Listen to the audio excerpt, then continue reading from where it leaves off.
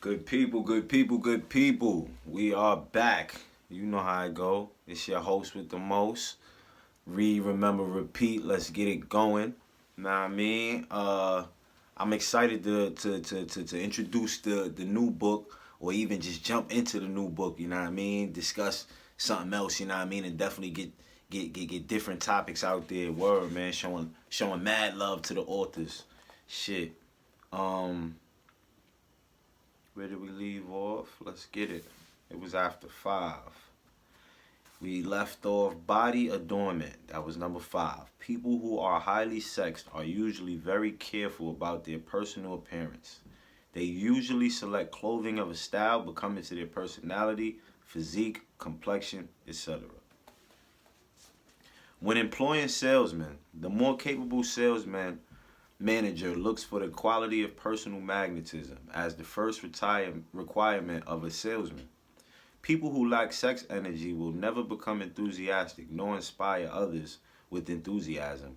And enthusiasm is one of the most important requisites in salesmanship, no matter what one is selling. The public speaker, orator, preacher, lawyer, or salesman who is lacking in sex energy is a flop. As far as being sorry, as far as being able to influence others is concerned. Couple with this the fact that most people can be influenced only through an appeal to their emotions, and you will understand the importance of sex energy as a part of the salesman's native ability. Master salesmen attain the status of mystery in selling because they either consciously or unconsciously transmute the energy of sex into sales enthusiasm. In this statement may be found a very practical suggestion as to the actual meaning of sex transmutation.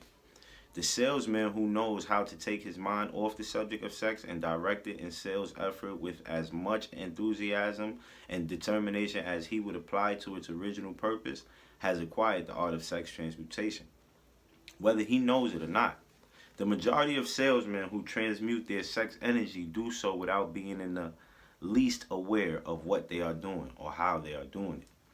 Transmutation of sex energy calls for more willpower than the average person cares to use for this purpose. Those who find it difficult to summon willpower sufficient for transmutation may gradually acquire this ability. Though this requires willpower, the reward for the practice is more than worth the effort. The entire subject of sex is one with which the majority of people appear to be unpardonably ignorant. The urge of sex has been grossly misunderstood, slandered, and burlesqued by the ignorant and the evil-minded for so long that the very word sex is seldom used in polite society.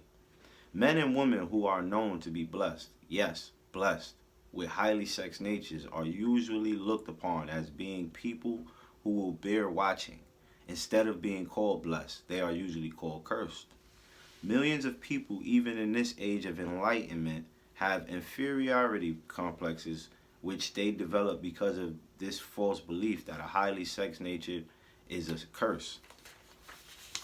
These statements of the virtue of sex energy should not be construed as justification for the libertine. The emotion of sex is a virtue only when used intelligently and with discrimination. It may be misused, and often is, to such an extent that it debases instead of enriches both body and mind. The better use of this power is the burden of this chapter. It seemed quite significant to the author when he made the discovery that practically every great leader whom he had the privilege of analyzing was a man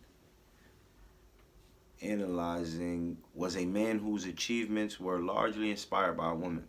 In many instances, the woman in the case was a modest, self-denying wife, of whom the public had heard but little or nothing.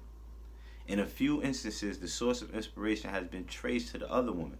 Perhaps such cases may not be entirely unknown to you. Impertinence in sex habits is just as detrimental as intemperance in habits of drinking and eating. In this age in which we live, an age which began with the World War, intemperance in habits of sex is common. This orgy of indulgence may account for the shortage of great leaders. No man can avail himself of the forces of his creative imagination while dissipating them. Man is the only creature on earth which violates nature's purpose in this connection. Every other animal indulges its sex nature in moderation and with purpose which harmonizes with the laws of nature. Every other animal responds to the call of sex only in season. Man's inclination is to declare open season. Every intelligent person knows that stimulation in excess through alcoholic drink and narcotics is a form of intemperance which destroys the vital organs of the body, including the brain. Not every person knows, however, that overindulgence in sex expression may become a habit as destructive and as detrimental to creative effort as narcotics or liquor. A sex madman is not essentially different than a dope madman. Both have lost control over their faculties of reason and willpower. Sexual overindulgence may not only destroy reason and willpower, but it may also lead to either temporary or permanent insanity. Many cases of hypochondria, imaginary illness, grow out of habits developed in ignorance of the true function of sex. From these brief references to the subject, it may be readily seen that ignorance on the subject of sex transmutation forces stupendous penalties upon the ignorant on the one hand, and withholds from them equally stupendous benefits on the other. Widespread ignorance on the subject of sex is due to the fact that the subject has been surrounded with mystery and beclouded by dark silence. The conspiracy of mystery and silence has had the same effect upon the minds of young people that the psychology of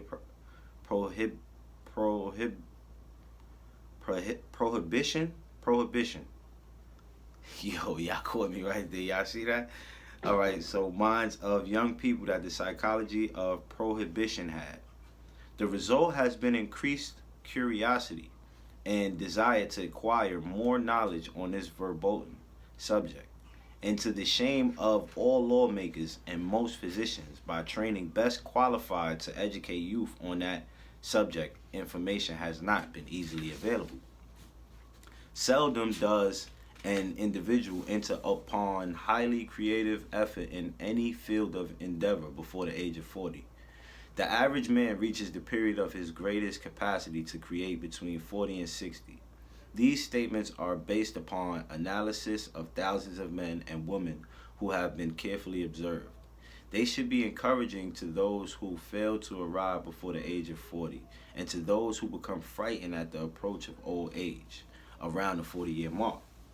The years between 40 and 50 are, as a rule, the most fruitful. Man should approach this age not with fear and trembling, but with hope and eager anticipation.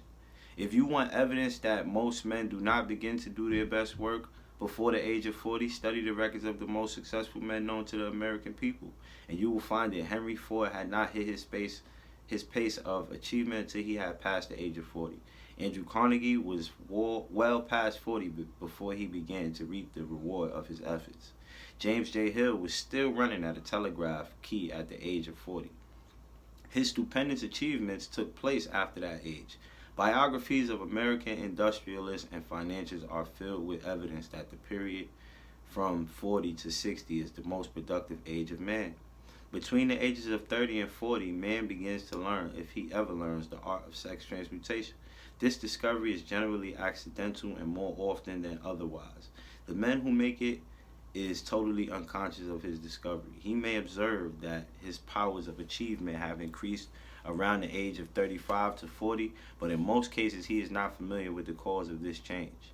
That nature begins to harmonize the emotions of love and sex in the individual between the ages of 30 and 40, so that he may draw upon these great forces and apply them jointly as stimuli to action. Sex alone is a mighty urge to action, but its forces are like a cyclone. They are often uncontrollable when the emotion of love begins to mix itself with the emotion of sex. The result is calmness of purpose, poise, accuracy of judgment, and balance. What person who has attained to the age of 40 is so unfortunate to be unable to analyze these statements and to corroborate them by his own experience? When driven by his desire to please a woman based solely upon the emotion of sex, a man may be, and usually is, capable of great achievement, but his actions may be disorganized, distorted, and totally destructive. When driven by his desire to please a woman based upon the motive of sex alone, a man may still cheat and even commit murder. But when the emotion of love is mixed with the emotion of sex, that same man will guide his actions with more sanity, balance, and reason.